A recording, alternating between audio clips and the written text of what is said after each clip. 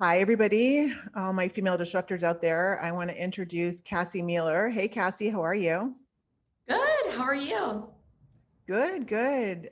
So I'm excited to introduce you, and I'm excited that you're going to be sharing how you started your social media agency while you were still in college, which is when I met you because I was Yeah. your professor. I was the adjunct professor at University of Florida for the master's program, and Kassie was one of my students, and I have to say one of my best students, if not the best student. So I was super impressed, and Kassie and I ended up working together, and it was while she started her social media agency. So I thought she's a female disruptor, and Kassie needs to share her story and how she did it. And Kassie, I'm going to turn it over to you and let you share a little bit first, if you can share a little bit about your background, and then how it all started when you were in college and you just came up with the idea to start your social media agency.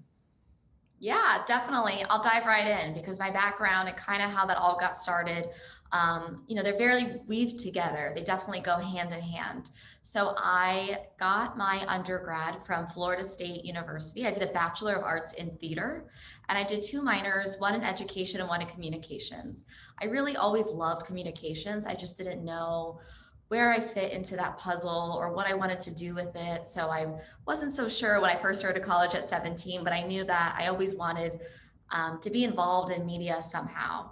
Even in high school, I was the webmaster for the drama club and promoting all of our shows on Facebook when Facebook was still so brand new. So once I graduated with my undergrad degree, I didn't really have a direct plan. I kind of had a couple ideas and some job offers, and I was just taking it all in. And I decided to freelance social media. And I decided, if I'm going to really freelance and really take on all these clients, that I need to make it a business and I need to make it an LLC. So I did right after, maybe like 2 or 3 months after I graduated, and a couple months of freelancing from there. I said, you know what, this is more than freelancing. I think this is really an agency and really a business. And that's when I decided, less than a year after I started my LLC, to get my master's at University of Florida. They have an online program that focuses on mass communication, and then you can pick your basically your major almost within the major. So I picked social media as my track. And for a year and a half, I took classes in all kinds of social media programs, advertising, metrics, crisis communications, even the basics. And that's where I met you. And during that time, I was really allowed to take a lot of the projects and a lot of the coursework and apply it to my current clients. A lot of the professors would say, pick a brand, pick Starbucks or pick, Coca-Cola. And I would ask, can I apply this to my current client, or how does this fit into GOAT social media? So I think having that while I was taking the courses and being part of the program really built my business. And it kind of turned me from, a freelancer or sort of like a side hustle to a full agency. And by the time I graduated, I was able just to step into that full-time role and really grow a company. So I really think it had its benefits versus, doing the program first and then trying to start the business and then trying to find the clients. I think one of the questions that would come to mind is, so how do you know when you're transitioning from, freelance to agency? Like, what does that look like? And maybe for those that don't know the terminology, what was the purpose of setting up the LLC, which is, what does LLC stand for? Limited A limited Liability liability Corporation. corp. Yeah, Yeah. Mhm. yeah, yeah. So the buyer group is a C corp. So maybe you can. I'm sure you got advice from somebody. So how did you even know to even like start the LLC? Yeah, so I definitely did a lot of asking around. I don't really know any direct business owners within my family, but I know a lot of acquaintances and a lot of other people. And I think at the time too, a lot of like working from home and freelancing wasn't that big of a deal. I mean, this is 4 years ago, and a lot of people really went for like major advertising agencies. Social media, just hiring a social media manager really wasn't a big thing at the time. So I kind of had to pave my own path. But I noticed that LLC was great for a one person just starting their own company, and it worked well for tax purposes. And also clients didn't really want to hire a freelancer and then not really have anything to pay them with directly, or they need to write it off maybe for their business with the corporation. So the LLC was really easy to do, and it's really inexpensive, and it was a great place to start. Is there any advice related to that that you would give if somebody's, maybe wanting to start an LLC, like anything that you would do different, or any tips or, places or resources? I think the biggest thing is jumping right into filing for it. You can always get advice, and you can always talk with the business lawyer and, make moves afterwards. But I want to say it's only a couple $100s to get started with the state of Florida and to register it. And it depends what state you're in, but they're usually all about the same. But I think get started first. That way you have your business idea, you have your name, you have all of that ready, and then you can always build upon it later. I think a lot of people get caught up in thinking about making it perfect or if it's ready to launch. And I kind of didn't do that. I kind of just jumped in and then figured it out as I went along. And then let's talk about the name of your social media agency, Goat Social. So how did the name come about? And were there other names that you were thinking of? And what did you have to do once you came up with the name? Yeah, so when I finally decided to pick a name, I literally sat down and wrote 100 different names, and some of them were really horrible, some of them were pretty good. And I went down, it was, Kassie Meiler social media, or, social busy bee, all these different ones. And I was thinking, what can I do that's going to be different, or what can have a mascot, or what's going to be something that people will remember. And my brother would always say things, with sports and his friends, like it's the goat, or, if my dad brought him somewhere, he'd be like, Bob is the goat. So it kind of just always caught on in our family. So I said, I think it should be Goat Social Media, because it stands for greatest of all time. And who doesn't want their business or their social media or something they're putting their name on to be great? Yeah, I love the name, and I'm surprised it wasn't taken. So what about getting the domain and things like that? Like now, I can remember when I was starting different companies or helping clients work on different branding of naming, it was so important to get that URL. And so was that something that you had any problems with, or any advice on that? Yeah, so I was surprised too. I know that right away I went into look for the domain, and Goat Social Media was available, so I bought it right away. And then I noticed all of the social media handles were available, so I got them right away. But I think it's important that if you have a name idea, just to go ahead and make those social handles and buy the web domains right away, because they go quick. And I also think now that's almost like the new trademarking or the new copyright, in the sense of, everyone was so nervous about registering their business name a couple of years ago, but now no one wants to take a name that somebody already has on social media. I almost feel like social media is the first step. Yes, definitely. And I love those points of making sure that you go ahead and grab the social media handles if you're thinking of a name. And, like you said, that's critical. That's like a proof point of, is this person legit, or is this agency or brand legit? Somebody automatically will go to one of their social handles just to see, like, oh, do they have only 2 followers, or do they even have a following, or do they even have a social media account? Agreed. And I think too, you don't want to have somebody being sent to a social platform that's not yours, and then they want to go to that company instead. You want to make sure that you kind of corner that market. Definitely, definitely. So when you did graduate and you did decide, okay, I'm going to go full force and really turn this into a full-time agency. So how did you start finding your clients? So I started with acquaintances, recommendations, and kind of referrals. I really tried to lean into that more than advertising as a sole person or a lone person. I think using connections and using community that you already have and a reputation that you already have, it goes a little further. There were community pages where I grew up that I would write in, and I would say, hey, I'm a graduate of Florida State and University of Florida. Let me do a social media audit for free, or let me, give you advice, or a free 30-minute call. So I did do some of those just to put myself out there. And then those usually snowballed to clients, or if it wasn't the right person, they recommended me, and people started to say, oh, I saw you before online. So it kind of worked out from there, but I definitely was a little bold with those community groups.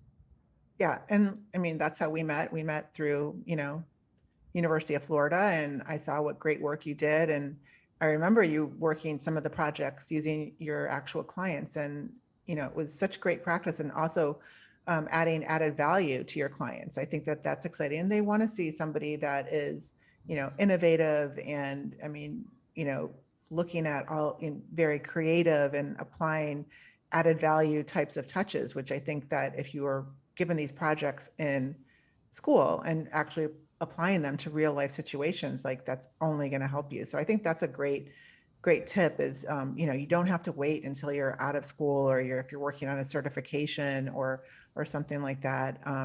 Definitely it's never too early, right?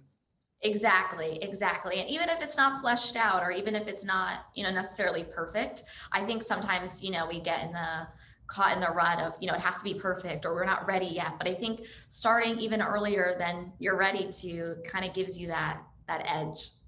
Yeah. And I can remember when I was starting out, and I actually started my career freelancing with somebody that we would just trade off. Like, she was a graphic artist and I was more on the writing side of things. So I would refer, clients to her for graphic artwork, and she would refer clients to me for writing. And then eventually we teamed up and started an agency. But I can remember starting out and like having no idea what to charge, like, I don't know, whatever you want to pay me type of thing when I first started, or it's hard. So how did you figure that part out on how to charge? And did you get any advice, or do you have any advice on that with somebody just starting out? Yes, I think it's constantly a moving target, especially as the industry is growing and changing. I knew that right away. I joined a bunch of different Facebook groups. One of them specifically was Freelancing Females. And I saw a lot of different posts about what to charge. And I noticed certain people with, 10 plus years of experience, or, big advertising agency or corporate agencies, they were charging on the higher end. And then some freelancers were charging on the lower end. And I also noticed it was kind of different per the city or the environment you're in. So if you're in a major city, you're usually charging a little bit higher versus if you're in a rural area. So I did a lot of digging on the internet, and I think I still do. And I think it varies also for the industries. If it's a small mom and pop business, it's not going to get the same kind of, contract or the same kind of fees as it would be a franchise or a hotel. And speaking of that, is there a certain industry that you focus on, or a certain type of brand? Are you looking at certain niches? How do you like, what are your clients? What type of clients are you trying to attract? Yeah, so before the big COVID shutdown, my biggest niche and my biggest market that I was really involved in was hospitality.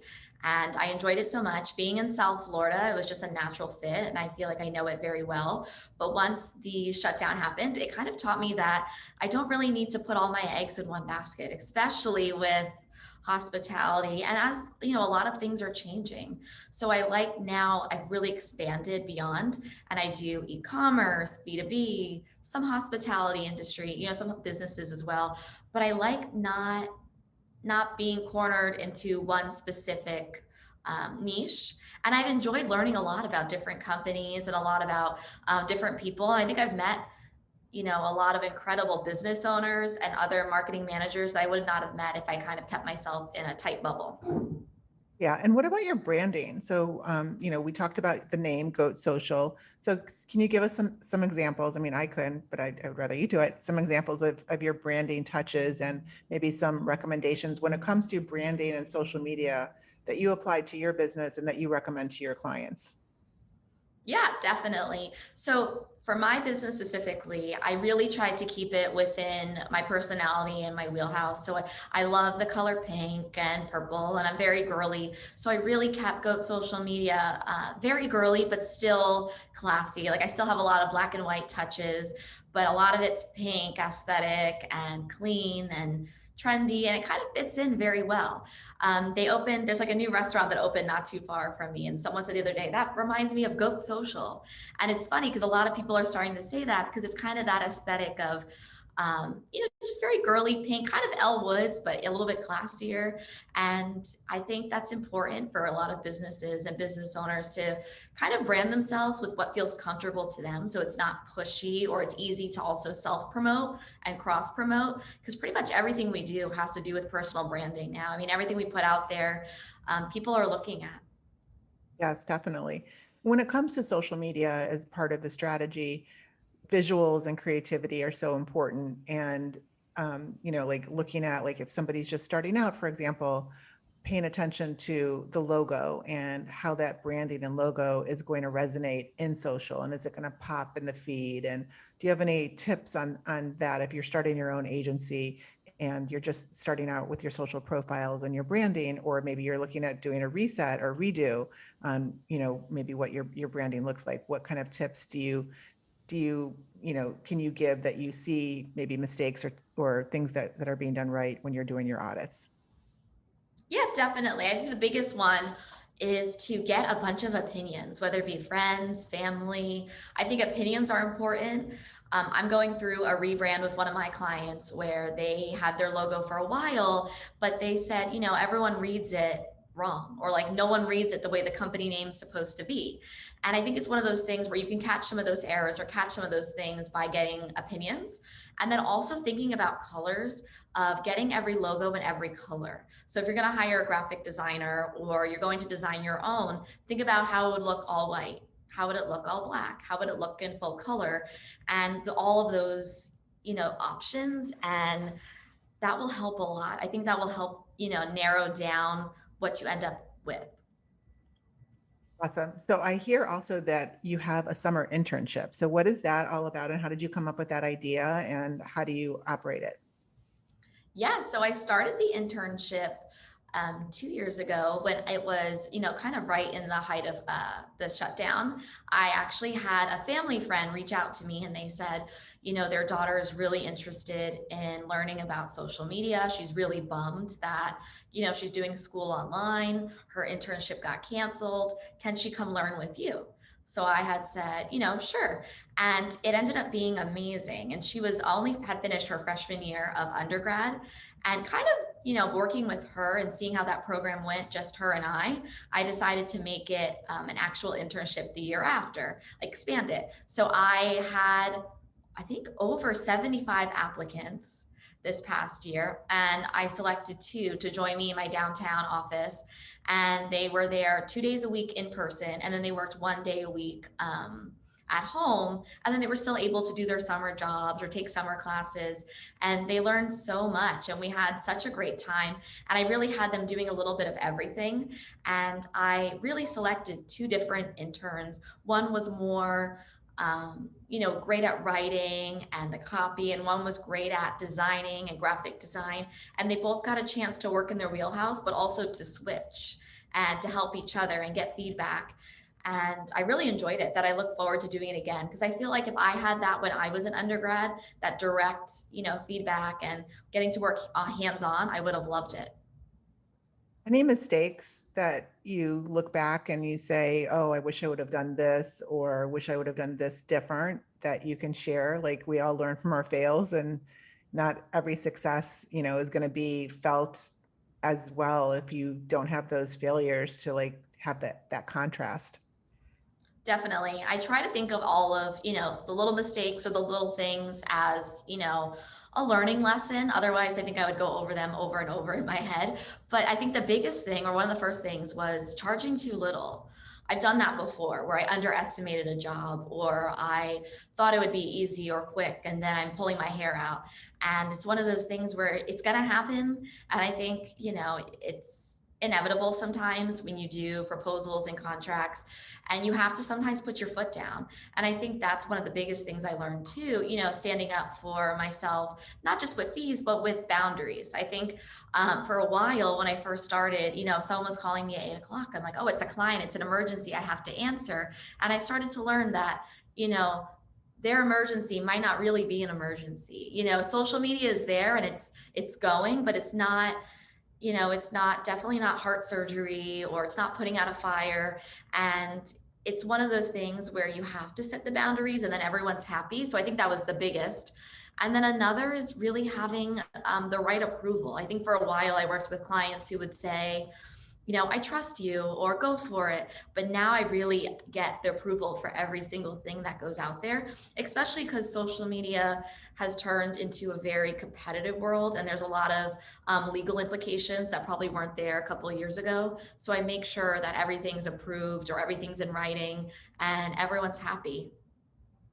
Yes, the B word, boundaries, is very important. I can definitely attest for that. And it's Yes, hard, being in a service business. And I would say that that is one, if you're looking at the pros and cons of being in a service business, which an agency model is, social media, PR, advertising, digital marketing, that all you have is your time, really. And it's hard to say no. And you have to look at it that hour that you wasted or you gave to somebody because of their emergency, you can't get that back. And I think right. that's one thing with being in a service business is that all you really have is your time to really focus on.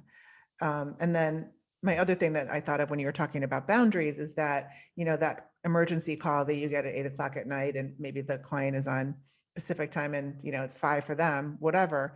Usually if you don't answer or pick up or whatever, by the next day, it's resolved itself, right? And I It's think so that true. that's, as women, since we are talking to women at the Female Disruptors Virtual Summit, I think that is something that females need to work on because we're always so nurturing and we just want to help and fix and be there and support. And I think we just, have to work on the boundaries. I agree. And I think, especially as women, a lot of us, take pride in our work or, we're natural people pleasers. We want everyone to be happy. But I've noticed those boundaries actually make the client happier in the end, too. They know what to expect or they know they're not being ignored. Definitely. So where do you see Go Social in the future? So I definitely want to grow it. I want to have a team and a staff. And that's kind of where the near future is where I see it. I don't know where it would go past that, but I know that I definitely would like to have a team and, everyone kind of focus on something different. Right now, I feel like I have my hand in all different pots, which I love, but it would be nice to have people to collaborate with and work with and have a team representing Goat Social. Definitely. Are there any platforms or tools that you recommend that you are just swear by and you couldn't live without from the moment you got started till now? So maybe when you were just getting started, was there anything that you were using that got you to, jumpstart? And then today, are you still using those tools or platforms? And what do you recommend? Yes, well, one of the biggest ones is Canva. I think everyone knows Canva now, but I was using Canva in undergrad before it was really as amazing as it is now. That has been a lifesaver through and through. I mean, I use Canva every day, all day. Another one is Agorapulse, which actually you introduced me to, and I've, really learned the platform really well. I've really taken to it. They have a great agency support group if you ever have questions or need tips, and I find that their customer service is great. And Agorapulse is a scheduling platform and clients can view it, they can see it, they can approve it. I mean, it really has made my life easier and clients enjoy it because they see what's scheduled. And instead of asking me, do we have posts next week? They just go right in and they have their portal. Another favorite of mine is Inshot, which I was talking to you earlier about. So Inshot is just an app on the phone and they have a free version or you can pay for it. And it's like a quick video editing software, but it's the best thing ever for Reels, TikToks, even for Twitter, we need to make something short and it's super quick. It has a lot of options. I love that. And one quick question about, I was telling you how I just recorded my podcast episode right before this interview. And the theme of the episode was on keeping a journal and goals and organizing your day, your week. So are there any secret tips that you do each day to organize yourself and stay productive when it comes to your projects? Yes. So I have an old school written planner that I use. I always use the Google Calendar and the iCalendar as well, but I always write everything down for the week and for the month. And I check that daily. I mean, there's something about crossing off a meeting or to-do list. I'm very big on writing things down. I got really into journaling this past year. A lot of times I use more of a guided journal with prompts. I've gotten a few from Amazon. That's fantastic. And that's kind of good to empty the mind, especially at the end of the day when you feel like you can't shut it off. And then I read a lot. I feel like the reading keeps me very productive. And I think it keeps me focused and I get new ideas and new topics. I'm constantly reading something. Yes, definitely. So when it comes to the journals, I mean, that was actually one of the things that I was saying is that I still use old school journals and I use a blend of digital, like hybrid digital and writing things down. But the power of writing things down, writing your goals down, it really increases the chances of that actually happening by, I think the statistic is 43%. Wow. So I think that that's one thing, you know, here at the Female Disruptors Virtual Summit, we're, you know, crossing generations where Gen Z is learning from millennials and millennials are learning from Gen Z and Gen Y and boomers. And I think that Gen Z, would you fall into Gen Z? I think Or so. are you a Yeah. millennial? Or are they? No, I'm on the border. So I'm like Yeah. millennial, Gen Z border. Yeah. So Gen Zs that are, let's say like early college, late high school. I mean, there's an aversion to writing things down, you know, because they Right. grew up on digital and, you know, it's just, you know, I think something that definitely that Gen Z could learn from what you just shared is that there is a power of writing things down and meeting your goals and making your to-dos, you know, actually really happen. Definitely. And I joke that if it's not written down or not on the calendar, it's not happening. It's true. It's true. Well, Kassie, you've shared so much. Are there any last action items or tips that you want to share with the female disruptors out there? I think just the biggest one is if you're able to, and you want to start your own business or start an agency, to do it on your own time. Like if you're able to have another source of income and then you do it just because you love it first, and then you turn it into a business. I think that was one of the biggest things for me because I didn't feel like I had pressure to grow it. I think that that's the best takeaway that I could give. I love it. Well, Kassie, thank you so much for joining us. And we are also going to share a slide with your takeaways. And thank you for being part of the Female Disruptors Summit. Thank you for having me.